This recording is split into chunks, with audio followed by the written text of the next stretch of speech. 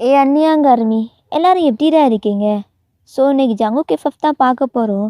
Selfish love part 3.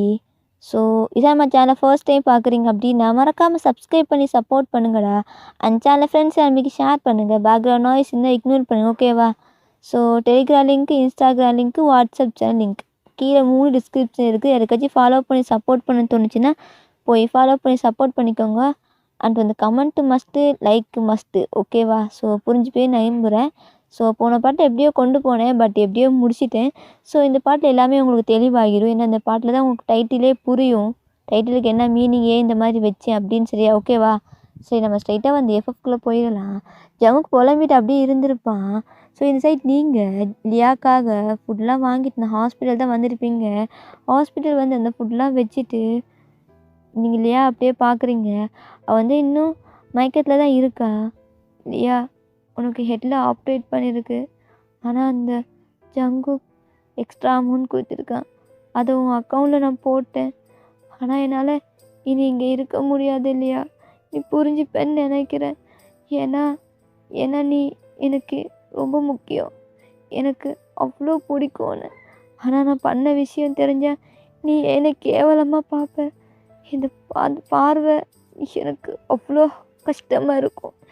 எனக்கு தெரியல நான் ஏன் இப்படி பண்ணேன்ட்டு. ரொம்ப கேவலமாக இருக்குது. என்ன நினச்சாலே எனக்கு அருகருப்பாக இருக்கு இல்லையா? ஆனால் நீ உயிரோடு இருக்கணும், அதான் இந்த மாதிரியெல்லாம் நான் பண்ணேன். பணத்துக்காக இன்னொருத்தங்கிட்ட படுத்து தான் உன் உயிரை காப்பாற்றுன்னு தெரிஞ்சால் நீ ரொம்ப கஷ்டப்படுவேன். உன்னால தான் என் லைஃபே போச்சுன்னு நினச்சா. ஆனால் அந்த மாதிரியெல்லாம் இல்லை. எனக்கு எப்படின்னு தெரியல. ஆனால் நீ உயிரோடு இருக்கணும், அது மட்டும்தான் எனக்கு தோணுச்சு இல்லையா? எனக்கு தயவுசெய்து மன்னிச்சிடு. இனி நான் உன் லைஃப்பில் நான் இருக்கவே மாட்டேன். அப்படியே போயிடுறேன். உனக்கு என்ன எவ்வளோ வேணுமோ எல்லாமே அக்கௌண்ட்டில் இருக்குது. இதுக்கப்புறம் நான் சியோவில்தான் இருக்க போகிறதில்ல. நான் எங்கேயாச்சும் போயிடுறேன் இல்லையா? அவ்வளோதான், நம்ம ஃப்ரெண்ட்ஷிப் அப்படியே முடிஞ்சு போச்சு அப்படின்ட்டு அவள் ஃபோர்ஹெட்டில் கிஸ் பண்ணிவிட்டு அந்த இடத்தோட நீங்கள் கிளம்பி போயிடுறீங்க. ஸோ இந்த சைட் ஜங்குக் அவன் பிஏக்கு கால் பண்ணிட்டு, டே மயிறு, ஏதாச்சும் கண்டுபிடிச்சியடா? ஏன்டா என்கிட்ட எதுவுமே சொல்லலை? பாஸ், அது வந்து அந்த பொண்ணு இந்த ஹாஸ்பிட்டல்லேருந்து வெளில போனது சிசிடிவி ஃபுட்டேஜில் பார்த்தேன். இப்போ தான் ஒரு 10 மினிட்ஸுக்கு முன்னாடி தான் போயிருக்கா. அவளை சீக்கிரமாக நான் ஃபாலோ பண்ணிட்டு இருக்கேன். ஆமாம், எதுக்காக அவள் ஹாஸ்பிட்டல்? அது வந்து பாஸ், ஆமாம், அவளுக்கு என்ன அமௌண்ட்டு வேணும், எதுக்கு, ஏதாச்சும் டீட்டெயில்ஸ் கிடச்சிச்சா உனக்கு? ஆமாம் பாஸ், எனக்கு தெரியும். அந்த பொண்ணுக்கு ஃப்ரெண்டு ஒருத்தி இருக்கா. அந்த ஃப்ரெண்டுக்கு அவள் ஹெட்டில் டியூமர், இப்போ தான் ஃபர்ஸ்ட் ஸ்டேஜ்னு நினைக்கிறேன். ஆப்ரேட்டுக்கு தான் அவ்வளோ அமௌண்ட் கேட்டாங்க. அதுக்காகத்தான் அவங்க கூட ஒரு டைம் இருக்கிறதுக்கு அக்செப்ட் பண்ணான். இப்போ அவள் எங்கே போனான்னு தெரியல. நான் தேடுறேன் பாஸ் அப்படின்ட்டு அவர் பாட்டுக்கு ஃபோனை கட் பண்ணிடுறாரு. என்னது, ஃப்ரெண்டு உயிருக்காக நம்ம கூட வந்து படுத்திருக்காளா? இந்த மாதிரிலாம் பொண்ணுங்க இந்த உலகத்தில் இருப்பாங்களா? தெரியலையே. ஆனால் டிஃப்ரெண்ட்டாக இருக்கா. அவள் ஃப்ரெண்டுக்காக அவள் லைஃபே ஸ்பாயில் பண்ணிருக்கான்னா ரூஹி எந்த மாதிரி பொண்ணாக இருப்பா? இந்த சின்ன வயசில் இவ்வளோ மெச்சூரிட்டி. ஆனால் அவளுக்காக இவ ஏன் இந்த அளவுக்கு இறங்கணும்? அவ்வளோ ஃப்ரெண்ட்ஷிப்பா? ஆனால் ரொம்ப இம்ப்ரெஸ் ஆகிட்டேன்டி உன் மேலே. உனக்கு தெரியல ரூஹி, நான் ஒரு டைம் உன்னை இப்படி பண்ணிட்டேன். ஆனால் கண்டிப்பாக சொல்கிறேன்டி, இந்த டைம் உன்னை ஹர்ட் பண்ண மாட்டேன். எனக்கு உன்னை பிடிச்சிருக்கா இல்லையான்னு தெரியல. நான் ஃபர்ஸ்ட்டு உன் பாடிக்கு தான் அடிக்ட் ஆனேன். ஆனால் இப்போ உன் கேரக்டர் எல்லாத்துக்குமே அப்படியே அடிக்ட் ஆகிட்டேன்டி. நீ ரொம்ப நல்ல பொண்ணு, பியூர் சோல். ஆனால் உன் மேலே நான் ஃபால் ஆகிட்டேன் நான் நினைக்கிறேன். ஃபர்ஸ்ட் டைம் உன்னை பார்த்தோன்னே நான் அப்படியே ஃப்ளாட் ஆகிட்டேன்டி. அதான் உன்கிட்ட அவ்வளோ அக்ரெசிவாக நான் நடந்துக்கிட்டேன். ஆனால் உன்னை நான் லவ் பண்ணுறேன்னு கேட்டால் அது எனக்கு சொல்ல தெரியல. பட் உன்னை நான் ஃபோர்ஸ் பண்ணி என் கூட வச்சுருப்பேன். அதுக்கு என்ன ரீசன்னா அது எனக்கு தெரியலடி. உன் மேலே ஒரு நாள் லவ் பண்ணுறேனோ? டே ஜங்குக்கா, உனக்கு என்னடா ஆச்சு? ஒரு பொண்ணு மேலே இந்த அளவுக்கு நீ அடிக்ட் ஆகுன்னு நினச்சா அது தெரியலையே. ஆனால் அவன் மேலே நீ லவ் தான் பண்ணுற. அவளுக்கு பிடிக்கலன்னா அவளை ஃபோர்ஸ் பண்ணி அவளை நம்ம கூட வச்சுக்கலாம். கல்யாணம் பண்ணியாச்சும் வச்சுக்கலாம், பரவாயில்ல. இது ஒரு வேளை என் லவ் செல்ஃபிஷாக கூட இருக்கலாம். செல்ஃபிஷ் லவ், அவ்வளோதான். அதுக்கு மேலே இல்லை. அவளுக்கு பிடிச்சிருக்கா இல்லையா அதெல்லாம் எனக்கு தெரியாது. அவளை மாதிரி ஒரு பொண்ணை லைஃப்பில் விடக்கூடாதுடா. ஏன்னா அவள் யார் கூடயும் போய் அப்படிலாம் பண்ண மாட்டா. உன் கூட வந்து இருக்கான்னா அதுக்கு அர்த்தம் என்ன? அதுக்கு அர்த்தம் என்னடா ஜங்கு? அவள் ஃப்ரெண்டுக்காக உன் கூட வந்திருக்கா. அவளுக்கு பிடிச்சவங்களுக்காக என்ன வேணாலும் பண்ணுவாடா. ஒருவேளை அவள் உன்னை லவ் பண்ணிட்டான்னா கண்டிப்பாக உனக்காக எந்த எல்லைக்கும் போவா. உன்னை விட்டு இன்னொருத்தன் கூட எல்லாம் போகவே மாட்டா. அந்த டேஷ் மாதிரி அவள் என்னை ஏமாற்றிட்டு போயிட்டா. அதுக்கப்புறம் தான் எந்த டேஷே எனக்கு பிடிக்கல. அதான் ரீசனாக இருக்கலாம். ஆனால் நீ அப்படி இல்லைடி. நீ அப்படி இல்லை. நீ அவன் மாதிரி கிடையாது. டோட்டலாக நீ வேறடி. வேற மாதிரி பொண்ணுடி நீ. உன்னை போய் நான் ஹர்ட் பண்ணிட்டேனே. ஆனால் கண்டிப்பாக சொல்கிறேன்டி, ஒரு டைம் நான் உன்னை கண்டுபிடிச்சிட்டேன்னா விடவே மாட்டேன். நான் ஏன் இங்கே உட்காந்துட்டு பைத்தியக்கார மாதிரி உன்னே யோசிச்சிருக்கேன். உன்னை போய் நான் வெளில போய் தேடலாம்ல. உன் ஃப்ரெண்டை போய் நான் பார்க்கணும். அந்த மைஸுக்கு கால் பண்ணி கேட்கலாம், அட்ரஸ் கேட்கலாம் அப்படின்ட்டு அவன் பிஏக்கு கால் பண்ணி ஹாஸ்பிட்டல் அட்ரஸ் கேட்குறான். ஸோ அவரும் கொடுத்துட்றாரு. ஸோ இங்கே வந்து ஹாஸ்பிட்டலை வந்து பார்க்குறான். ஆல்ரெடி லியா வந்து கண் முழிச்சிட்டா. ஸோ நர்ஸ்கிட்டேலாம், ஆமாம் ரூஹி எங்கே காணோம் அப்படின்ட்டு அவள் வந்து கேட்டுட்டு இருக்கா. அப்போ நர்ஸ் தான், மேம் நீங்கள் ரொம்ப ஸ்ட்ரெஸ் ஆகாதீங்க. உங்களுக்கு வந்து இப்போ தான் ஆப்ரேட் ஆகியிருக்கு. நீங்கள் ஓவராக ஸ்ட்ரெயின் பண்ணிக்காதீங்க. உங்கள் ஆல்ரெடி உங்களுக்கு சரி ஆப்ரேட் ஆகியிருக்கு. அதுவும் ஹெட்டில் உங்களுக்கு என்ன பெயின் ஆகும். அதுக்கப்புறம் உங்களால் எதுவும் பண்ண முடியாது. அது சரி, ரூஹி எங்கே? அவள் எங்கே காணோம்? அவள் எனக்கு வேணும். அவளை நான் பார்க்கணும் அப்படின்ட்டு அவள் பாட்டுக்கு பேசிகிட்டு இருக்கா. அப்போ ஜங்குக்குள்ளே வந்து டோர் ஓப்பன் பண்ணிட்டு, நான் வந்து வரலாமா? யார் நீங்கள்? அது வந்து உங்ககிட்ட கொஞ்சம் பேசணும், அதான் வந்தேன். ஸோ ஹாஸ்பிட்டல் மீட் பண்ணுற டைம் தானே இது? ஆமாம் சார். நீங்கள்? நான் ஜியோன் ஜாங்குக். என்னது ஜியோன் ஜாங்குக்கா? அவங்க எல்லாருக்குமே தெரியும். சாரி சார், நீங்கள் மீட் பண்ணலாம் அப்படின்ட்டு நர்ஸ் வந்து வெளில போயிடுறாங்க. ஸோ வந்து லியாவுக்கு தெரியும் ஜியோன் ஜங்குக்கை. சார் நீங்கள் எதுக்கு இங்கே வந்தீங்க? அது வந்துமா, நான் ரூஹியை தேடித்தான் வந்தேன். ரூஹியை பற்றி தெரிஞ்சுக்கலாமா? நானே அவள் காணோன்னு தான் சொல்லிட்டு இருக்கேன். இவங்கெல்லாம் கண்டுக்க மாட்டேங்கிறாங்க. அவள் தான் ஆப்ரேட்டுக்கு எனக்கு மணி கொடுத்தான்னு சொன்னாங்க. ஆமாம், அவள் கொடுத்தா. எப்படி கொடுத்தா? இது உங்களுக்கு தெரியுமா? உங்களுக்கு ரூஹியை தெரியுமா? அவள் வந்து என் ஃப்ரெண்டு தான். அவள் எனக்கு சின்ன பொண்ணு. அவள் எங்கேருந்து மணி அரேஞ்ச் பண்ணியிருப்பா? எப்படி பண்ணியிருப்பா? எனக்கு எதுவுமே தெரியல. ஓவராக ஸ்ட்ரெயின் பண்ண வேணாம்னு சொல்கிறாங்க. ஆனால் அவளுக்கு எல்லாமே நான் தான். என்னை விட்டா யாரையும் தெரியாது அவளுக்கு. இங்கே பாருமா, நீ ஓவராக ஸ்ட்ரெயின் பண்ணாத. ஏன்னா நான் தான் ரூஹிக்கு அமௌண்ட் கொடுத்தேன். என்னது, நீங்களா? ஏன் அவளுக்கு கொடுத்தீங்க? ஏன்னா நான் அவளை லவ் பண்ணுறேன். அது அவளுக்கே தெரியாது. அவளுக்கு ப்ராப்ளம்னு சொல்லிட்டு தான் நான் அமௌண்ட் கொடுத்தேன். அதான். சரி, நீ எவ்வளோ ஸ்ட்ரெயின் பண்ணாத, நீ இங்கே இரு, நான் உன்னை பார்த்துக்கிறேன் அப்படின்ட்டு ஜங்கு பாட்டு உட்காந்துட்டு இருக்கான். ஸோ ஜங்குக்கு தப்பியே கால் பண்ணிட்டு சீக்கிரம் இங்கே வா அப்படின்னு சொல்லியிருப்பான். ஸோ அவரும் வந்திருப்பார். பாஸ், நீங்கள் இங்கே என்ன பண்ணுறீங்க? ரூஹி எங்கே தேடினியா? தெரியல பாஸ், நான் அந்த சியோல் சிட்டி ஃபுல்லாக தேடிட்டேன், எங்கேயும் காணும். என்னது, சியோல் சிட்டி ஃபுல்லாக தேடிட்டீங்களா? ரூஹியை காணுமா? இங்கே பாருமா, ஊரா ஸ்ட்ரெயின் பண்ணிக்காத, நீ தூங்கு. நான் வெளியே நிறைய கார்ட்ஸ் இருக்காங்க, அவங்கக்கிட்ட இன்ஃபார்ம் பண்ணிடுறேன். அவங்க எப்படியும் ரூஹியை கண்டுபிடிச்சிடுவாங்க அப்படின்ட்டு ஜங்கு கோவமாக வெளியே இறங்கி வந்து, டேய் உன்னை ஒரு வேலை சொன்னால் இப்படி தான் பேசணும் முன்னாடி சொல்லுவியாடா? அவளுக்கு வேறு இப்போ தான் ஆப்ரேட் ஆகியிருக்கு. அதுவும் ஹெட்டில் 2 days தான் இருக்கும் ஆப்ரேட் பண்ணி. இந்த அளவுக்கு ஸ்ட்ரெயின் பண்ண வைக்காத, கொஞ்சம் கேரிங்காக பார்த்துக்கோ, நான் கிளம்புறேன் அப்படின்னு சொல்லிட்டு அவன் கிளம்பி போய் அவங்க கார்ட்ஸுக்கெலாம் இன்ஃபார்ம் பண்ணுறான் அவங்கள தேடுறதுக்காக. ஸோ அவங்களும் உங்களை தேடுறாங்க. பட் எங்கே தேடியும் இல்லை. அவங்க சொல்கிற ஒரே விஷயம், சியோல் சிட்டி ஃபுல்லாக நாங்கள் சர்ச் பண்ணிட்டோம் சார், எங்கேயும் இல்லை. அந்த ஒரு விஷயம் மட்டும்தான். அப்படியே ஒரு 4 days ஆகுது, காணும். அப்போ ஜங்குக்கு தான், டேய் சியோல் சிட்டிலாம் இல்லை, ஆனால் அவளால் இந்த கொரியா விட்டு எங்கேயும் போக முடியாது. ஒருவேளை மேடம் கில்ட்டியாக ஃபீல் பண்ணுறாங்க போல், அதான் எங்கேயாச்சும் ஓடலாம் அப்படின்னு சொல்லி பிளான் பண்ணியிருப்பாங்க.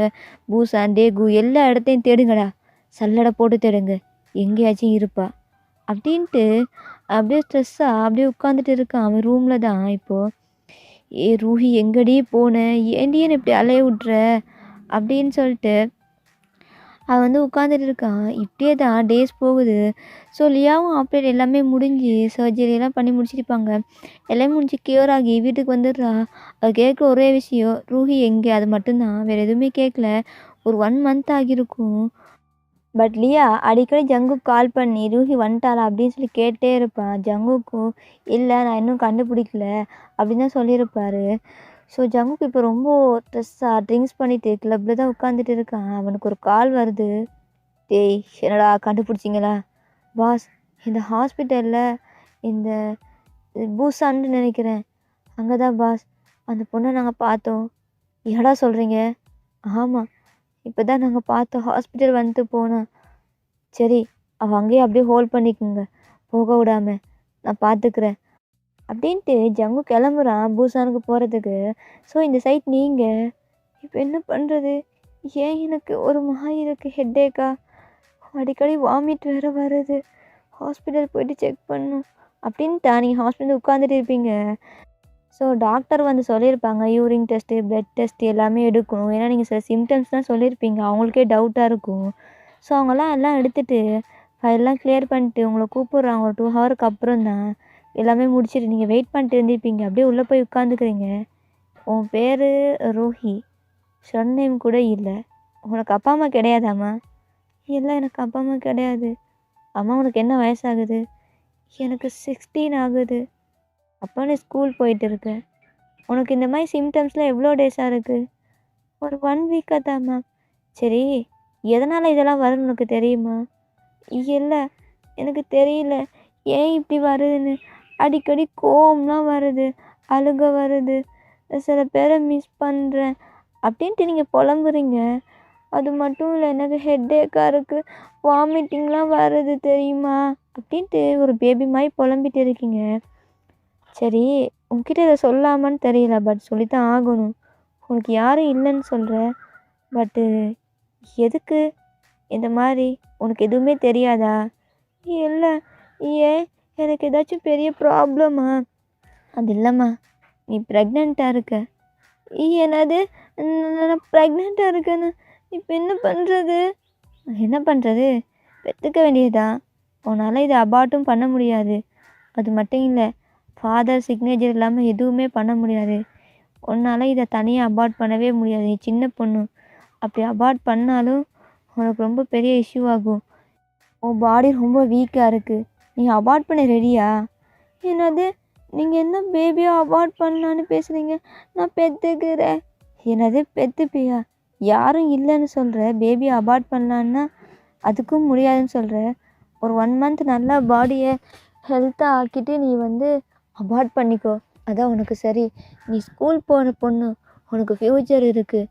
அபார்ட் பண்ணுறது தான் சரிம்மா. ஒரு டாக்டராக உனக்கு நான் இதை ப்ரிஃபர் பண்ணுறேன். இதை பெற்றுக்கிட்டுன்னு வையேன், உன் லைஃபே ஸ்பாயில் ஆகிடும்." "இல்லை இந்த குழந்தைய எனக்கு அழைக்க விருப்பம் இல்லை.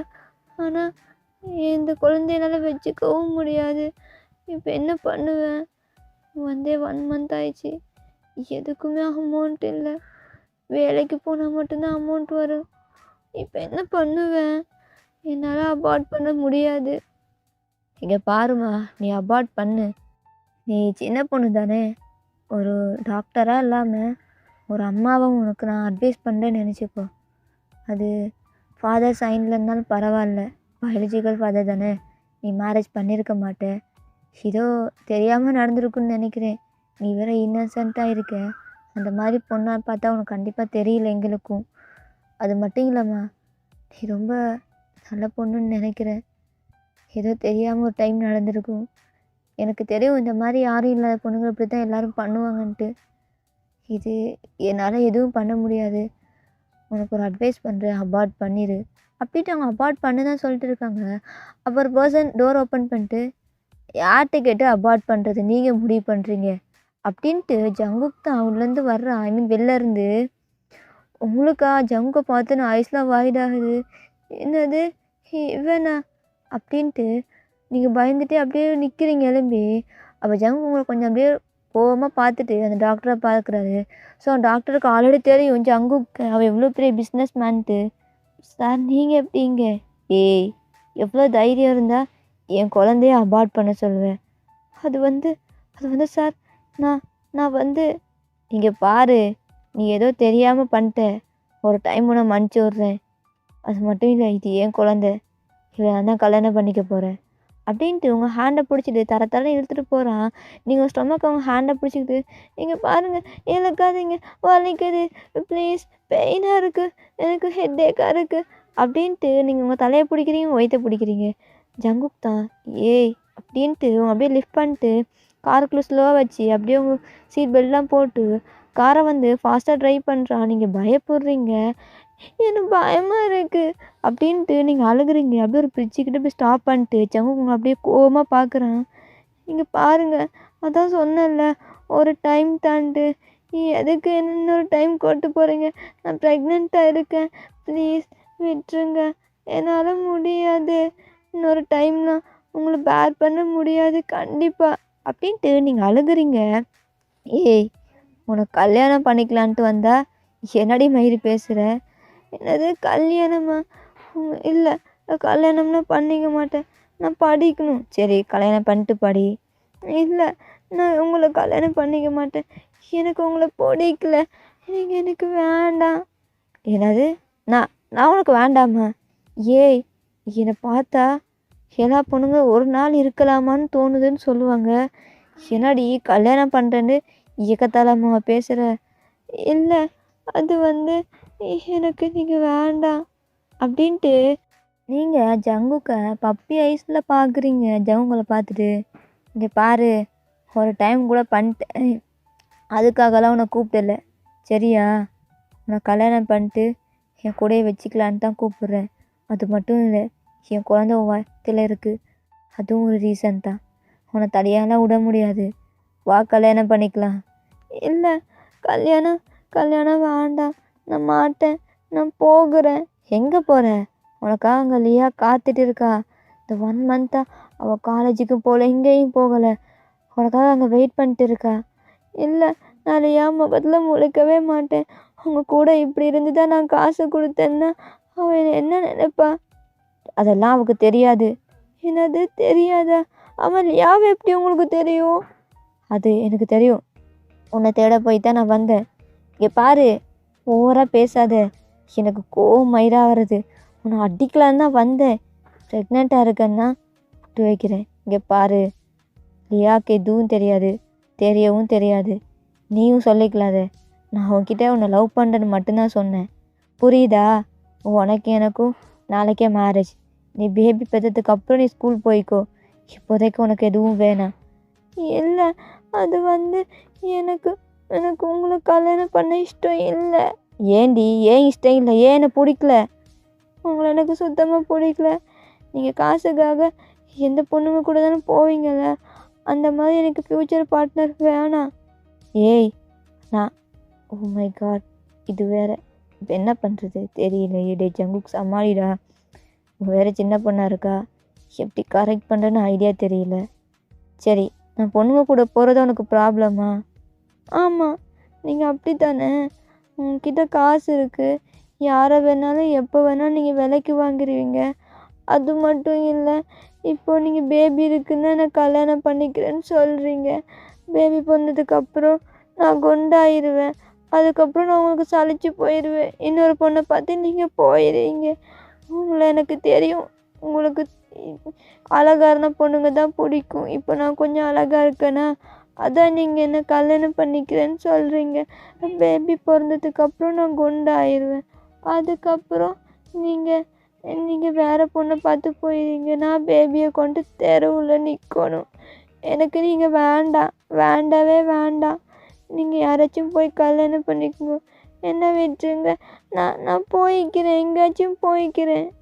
என்ன நீ இப்படியெல்லாம் பேசினேன்னா உன்னை விட்டுருவேன்னு நினைக்கிறியா? அதெல்லாம் தெரியாது, உன்னை ஃபோர்ஸ் பண்ணி நான் கல்யாணம் பண்ணிப்பேன். தெரியும்ல என்கிட்ட எவ்வளோ அமௌண்ட் இருக்குன்ட்டு. அது மட்டும் இல்லை, நீ இப்போ என்னை கல்யாணம் பண்ணலன்னு வச்சுக்கோவேன், நீ இப்படி புலம்பிகிட்டே இரு, எனக்கு ஒன்று கிடைக்கலன்னா அது வேணும், எப்படியாச்சும் அடைஞ்சே தருவேன். நீ ஓகே சொல்லன்னு வச்சுக்கோவேன், நான் லியாவை கொன்றுவேன். என்னது லியா? அது நம்ம 2 பேருக்குள்ளயும் எதுக்கு லியாவை இழுக்கிறீங்க? லியாவை எதுவும் பண்ணாதீங்க. அப்போ லியாவை எதுவும் பண்ணக்கூடாதுன்னா நீ என்ன பண்ணுற? என்னை கல்யாணம் பண்ணிக்கிறேன். நான் கல்யாணம் பண்ணிக்க மாட்டேன். அது மாட்டேன். எனக்கு கல்யாணம் வேணாம். அது ஓகேடா, நான் இதை ஸ்டாப் பண்ணிக்கிறேன். நெக்ஸ்ட் பார்ட் சூன் போட்டுடுறேன். Purple you support me.